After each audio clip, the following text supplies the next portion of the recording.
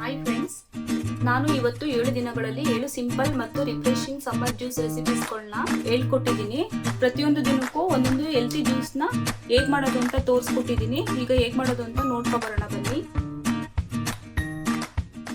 Hi friends, welcome back to my YouTube channel. ಇವಾಗ ಬೇಸಿಗೆ season ನಡೀತಾ ಇದೆ, ಅದರಿಂದ ಮನೆಯಲ್ಲಿ ನೀರು ಕುಡಿದು ಬೋರ್ ಆಗಿದೆ.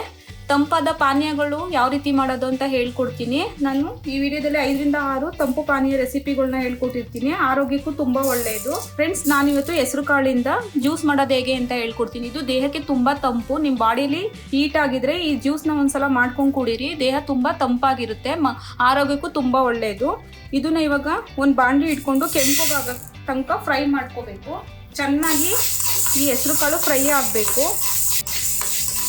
ಇದು ದೇಹಕ್ಕೆ ತುಂಬ ತಂಪಾಗಿರುತ್ತೆ. ನಿಮ್ಮ ಬಾಡಿ ಏನಾದರೂ ಹೀಟ್ ಆಗಿದ್ರೆ ಇದನ್ನ ಮಾಡ್ಕೊಂಡು ಒಂದ್ಸಲ ಕುಡೀರಿ. ಈ ಬೇಸಿಗೆಯಲ್ಲಿ ಇದು ತುಂಬ ಆರೋಗ್ಯಕ್ಕೆ ಒಳ್ಳೆಯದು. ಸಣ್ಣ ಉರಿಯಲ್ಲೇನೆ ಚೆನ್ನಾಗಿ ಕೆಂಪಗಾಗೋ ತನಕ ಫ್ರೈ ಮಾಡ್ಕೋಬೇಕು. ಫ್ರೆಂಡ್ಸ್, ಹೆಸರು ಕಾಳನ್ನ ಈ ಥರ ಕೆಂಪಗಾಗೋ ತನಕ ಚೆನ್ನಾಗಿ ಹುರ್ಕೊಂಡು ಇಟ್ಕೊಂಡಿದ್ದೀನಿ. ಇದನ್ನ ಇವಾಗ ಮಿಕ್ಸಿ ಜಾರ್ಗೆ ಸೇರಿಸ್ಕೊಳ್ಳೋಣ. ತಣ್ಣಗಾದ್ಮೇಲೆ ಸೇರಿಸ್ಕೊಳ್ಳಿ. ಫ್ರೆಂಡ್ಸ್, ಇದಕ್ಕೆ ಒಂದು 2 ಟೇಬಲ್ ಸ್ಪೂನು ತೆಂಗಿನಕಾಯಿ ತುರಿ ಹಾಕೊಳ್ತಾ ಇದ್ದೀನಿ. ರುಚಿಗೆ ಎಷ್ಟು ಬೇಕಷ್ಟು ಬೆಲ್ಲ ಸೇರಿಸ್ಕೊಳ್ತಾ ಇದ್ದೀನಿ. ಇದು ಆರೋಗ್ಯಕ್ಕೆ ತುಂಬಾ ಒಳ್ಳೆಯದು. ಫ್ರೆಂಡ್ಸ್, ಇದನ್ನ ಖಂಡಿತವಾಗ್ಲೂ ಮನೆಯಲ್ಲಿ ಮಿಸ್ ಮಾಡದೆ ಮಾಡ್ಕೊಡಿ. ಎಲ್ಲರಿಗೂ ತುಂಬಾ ಇಷ್ಟ ಆಗುತ್ತೆ. ಇದಕ್ಕೆ ಸ್ವಲ್ಪ ನೀರು ಹಾಕೊಂಡು ನುಣ್ಣಗೆ ರುಬ್ಕೊಂಡ್ ಬರ್ತೀನಿ. ಒಟ್ಟಿಗೆ ಜ್ಯೂಸ್ ತರ ಜಾಸ್ತಿ ನೀರು ಹಾಕೊಡ್ಬೇಡಿ. ಹೆಸರು ಕಾಳೆಲ್ಲ ಪೌಡ್ರ್ ರುಬ್ಬಲ್ಲ. ಸ್ವಲ್ಪ ನೀರು ಹಾಕೊಂಡು ರುಬ್ಕೊಂಡು ಆಮೇಲೆ ಎಷ್ಟು ಜನ ಇದ್ದಾರೆ ನೋಡ್ಕೊಂಡು ಹೆಚ್ಚಿಸ್ಕೊಳ್ಳೋದಷ್ಟೇನೆ. ಇವಾಗ ಇದನ್ನ ರುಬ್ಕೊಂಡ್ ಬರ್ತೀನಿ. ನೋಡಿ ಫ್ರೆಂಡ್ಸ್, ಎಷ್ಟು ನುಣ್ಣಗಾಗುತ್ತೋ ಅಷ್ಟು ನುಣ್ಣಗೆ ರುಬ್ಕೊಂಡ್ ಬಂದಿದ್ದೀನಿ. ಇದಕ್ಕೆ ಇನ್ನೊಂದು ಸ್ವಲ್ಪ ನೀರನ್ನ ಸೇರಿಸ್ಕೊಳ್ಳೋಣ. ಸ್ವೀಟ್ ಎಲ್ಲ ಕರೆಕ್ಟ್ ಆಗಿದೆ. ಇವಾಗ ಇದು ಹೆಸರು ಕಾಳಿನ ಜ್ಯೂಸು ರೆಡಿ ಆಗಿದೆ. ನೋಡಿ ಎಷ್ಟು ಟೇಸ್ಟಿ ಆಗಿರುತ್ತೆ ಅಂದ್ರೆ ದೇಹಕ್ಕೆ ಮತ್ತೆ ತುಂಬಾ ಒಳ್ಳೆಯದು. ಹೆಸರು ಕಾಳಲ್ಲಿ ಪ್ರೋಟೀನ್ ಅಂಶ ಜಾಸ್ತಿ ಇರುತ್ತೆ. ಇದು ಒಂದು ಲೋಟ ಕುಡಿದ್ರೆ ತಿಂಡಿ ಆದ್ಮೇಲೆ ತುಂಬಾ ತಂಪಾಗಿರುತ್ತೆ, ಹೊಟ್ಟೆನೂ ಫುಲ್ ಆಗುತ್ತೆ. ನೋಡಿ ಎಷ್ಟು ಈಸಿಯಾಗಿ ಹೆಸರು ಕಾಳಿನ ಜ್ಯೂಸ್ ಮಾಡೋದು ಅಂತ. ಹಾಯ್ ಫ್ರೆಂಡ್ಸ್, ಬನ್ನಿ ಇವಾಗ ಕಬ್ಬಿನ ಜ್ಯೂಸ್ ಹೇಗ್ ಮಾಡೋದು ಅಂತ ಹೇಳ್ಕೊಡ್ತೀನಿ. ನೀವು ಇವಾಗ ಬಿಸಿಲಿದೆ, ಹೊರಗಡೆ ಎಲ್ಲ ಹೋಗಿ ಕುಡಿಯೋಕ್ಕೆಲ್ಲ ಹಿಂಸೆ ಅಂತ ಅಂದ್ರೆ ಹೊರಗಡೆ ಸಿಗೋ ತರಾನೇ ಟೇಸ್ಟ್ ಇರುತ್ತೆ, ತುಂಬಾ ಚೆನ್ನಾಗಿರುತ್ತೆ. ಹೇಗ್ ಮಾಡೋದು ಅಂತ ನೋಡೋಣ ಬನ್ನಿ. ನಾನು 4 ಟೇಬಲ್ ಸ್ಪೂನ್ ಅಷ್ಟು ಬೆಲ್ಲ ತಗೊಂಡಿದ್ದೀನಿ. ನಾನು 2 ಲೋಟ ಮಾಡಿ ತೋರಿಸ್ಕೊಡ್ತಾ ಇದ್ದೀನಿ. ಬೆಲ್ಲನ ಹಾಕೊಳ್ಳೋಣ.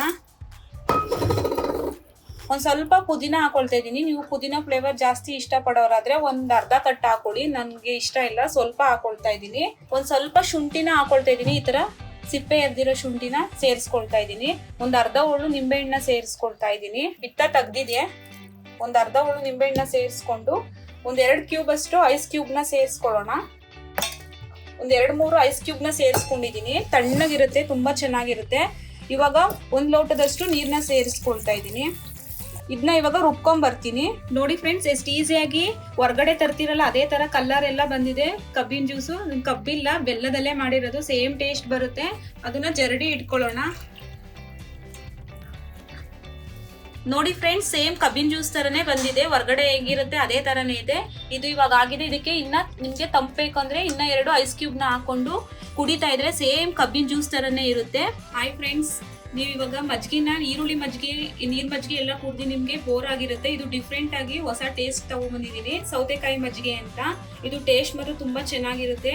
ಹೊಸ ರುಚಿ. ಇದು ಮನೇಲಿ ಒಂದ್ಸಲ ಮಾಡಿ ಹೇಗ್ ಬಂದಿತ್ತು ಅಂತ ಹೇಳಿ. ಇದಕ್ಕೆ ನಾನು ಅರ್ಧ ಸೌತೆಕಾಯಿನ ತಗೊಂಡಿದ್ದೀನಿ. ಎಳೆ ಸೌತೆಕಾಯಿ ತಗೊಂಡಿದ್ದೀನಿ. ಸಿಪ್ಪೆ ಎದ್ದಿದ್ರೆ ಚಿಕ್ಕಕ್ಕೆ ಕಟ್ ಮಾಡಿ ಇಟ್ಕೊಂಡಿದ್ದೀನಿ. ಅದನ್ನ ಸೇರಿಸ್ಕೊಳ್ತಾ ಇದ್ದೀನಿ.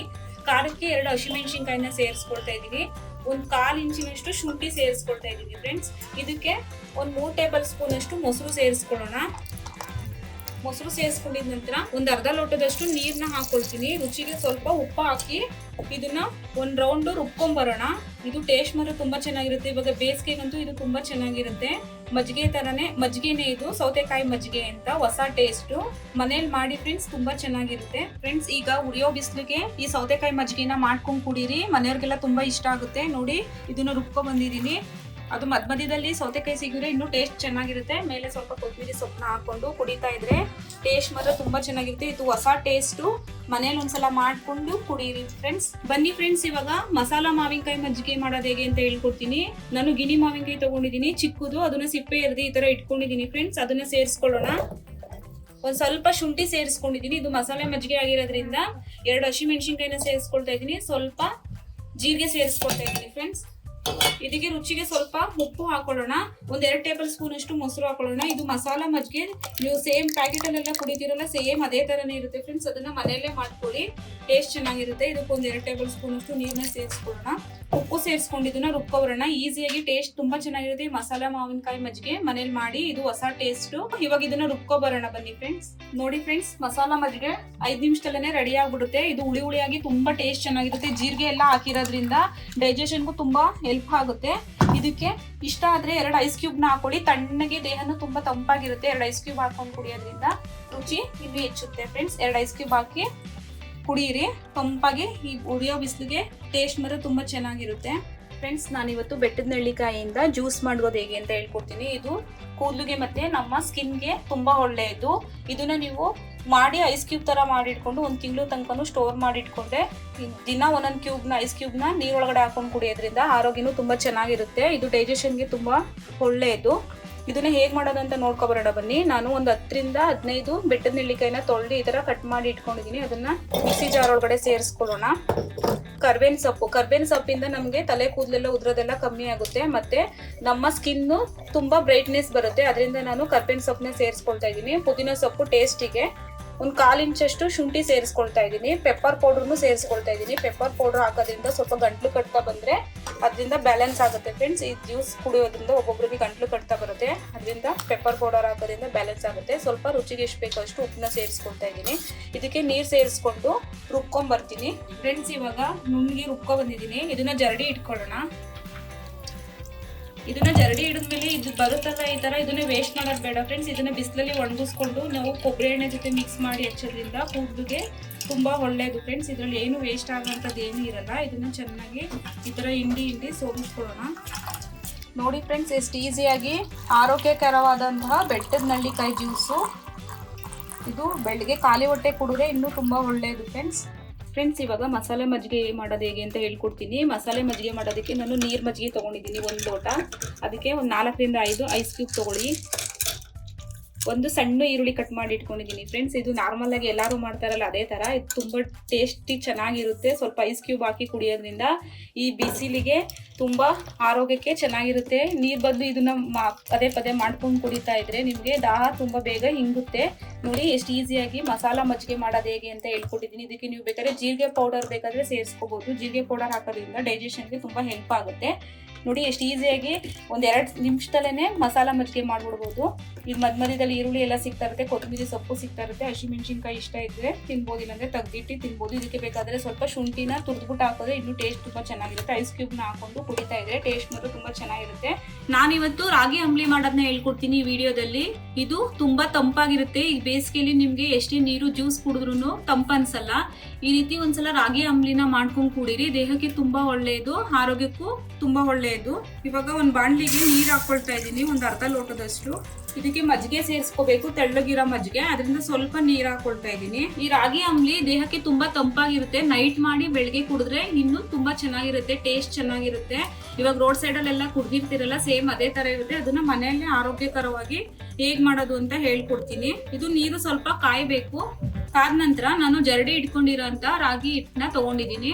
ಅದನ್ನ 1-2 ಟೇಬಲ್ ಸ್ಪೂನು ಇದ್ರೊಳಗಡೆ ಸೇರಿಸ್ಕೊಳ್ಳೋಣ. ನೀರು ಕಾದಿದೆ ಫ್ರೆಂಡ್ಸ್.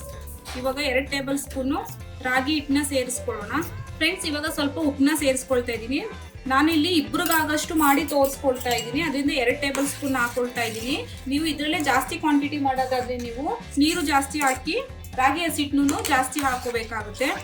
ಇದು ಚೆನ್ನಾಗಿ ಬೇಯಬೇಕು ಫ್ರೆಂಡ್ಸ್. ಹಸಿ ಇರುವಾಗ್ಲೇ ಕುಡಿದ್ರೆ ಹೊಟ್ಟೆ ನೋವು ಬರುತ್ತೆ. ಚೆನ್ನಾಗಿ ಇದನ್ನ ಅಂಬ್ಲಿನ ಚೆನ್ನಾಗಿ ಬೇಯಿಸ್ಕೋಬೇಕು. ಮೇನ್ ಬೇಯಿಸೋದ್ರಲ್ಲೇನೆ ಈ ಅಂಬ್ಲಿ ಟೇಸ್ಟ್ ಚೆನ್ನಾಗಿ ಬರೋದು ಫ್ರೆಂಡ್ಸ್. ನೋಡಿ ಇವಾಗ ರಾಗಿ ಅಂಬ್ಲಿ ಚೆನ್ನಾಗಿ ಬೆಂದಿದೆ. ಈ ರೀತಿ ಬೇಯಿಸ್ಕೋಬೇಕು. ಇನ್ನೂ ಸ್ವಲ್ಪ ಬೇಯಿಸ್ಕೊಂಡ್ರೆ ಇನ್ನೂ ತುಂಬಾ ಒಳ್ಳೆಯದು. ಹಸಿದ್ ಮಾತ್ರ ಕುಡಿಬೇಡಿ, ಹೊಟ್ಟೆ ನೋವು ಬರೋ ಚಾನ್ಸಸ್ ಇರುತ್ತೆ. ಇದನ್ನ ಚೆನ್ನಾಗಿ ಬೇಯಿಸೇನೆ ಕುಡಿಬೇಕು. ಇದು ಕಂಪ್ಲೀಟ್ ಆಗಿ ತಣ್ಣಗೆ ಹಾಕ್ಬಿಡ್ಲಿ ಫ್ರೆಂಡ್ಸ್. ಇದು ಇವಾಗ ಬೆಂದಿದೆ. ಗ್ಯಾಸ್ ಸ್ಟವ್ನ ಆಫ್ ಮಾಡ್ಕೊಳ್ತಾ ಇದೀನಿ. ಇದು ಇವಾಗ ಕಂಪ್ಲೀಟ್ ಆಗಿ ತಣ್ಣಗಾದ್ಮೇಲೆ ಫ್ರೆಂಡ್ಸ್ ಮಜ್ಜಿಗೆ ಮಾಡಿ ಇಟ್ಕೊಂಡಿದೀನಿ ಮೊಸರನ್ನ, ಅದನ್ನ ಇದ್ರೊಳಗಡೆ ಸೇರಿಸ್ಕೋಬೇಕು ಫ್ರೆಂಡ್ಸ್. ಇವಾಗ ರಾಗಿ ಅಂಬ್ಲಿ ಕಂಪ್ಲೀಟ್ ಆಗಿ ತಣ್ಣಗಾಗಿದೆ. ಇಷ್ಟು ತಣ್ಣಗಾದ್ರೆ ಸಾಕು. ಇದಕ್ಕೆ ಸ್ವಲ್ಪ ಮಜ್ಜಿಗೆನ ಸೇರಿಸ್ಕೊಳ್ಳೋಣ. ಮೊಸರನ್ನ ಈ ತರ ಮಜ್ಜಿಗೆ ಮಾಡಿ ಇಟ್ಕೊಂಡಿದೀನಿ. ಅದಕ್ಕೆ ಕೊತ್ತಂಬರಿ ಸೊಪ್ಪು ಮತ್ತೆ ಸಣ್ಣ ಕಟ್ ಮಾಡಿರೋ ಈರುಳ್ಳಿನ ಸೇರಿಸ್ಕೊಳ್ಳೋದ್ರಿಂದ ಟೇಸ್ಟ್ ಇನ್ನೂ ಹೆಚ್ಚುತ್ತೆ. ಅದರಿಂದ ಇದನ್ನ ಸೇರಿಸ್ಕೊಳ್ಳಿ.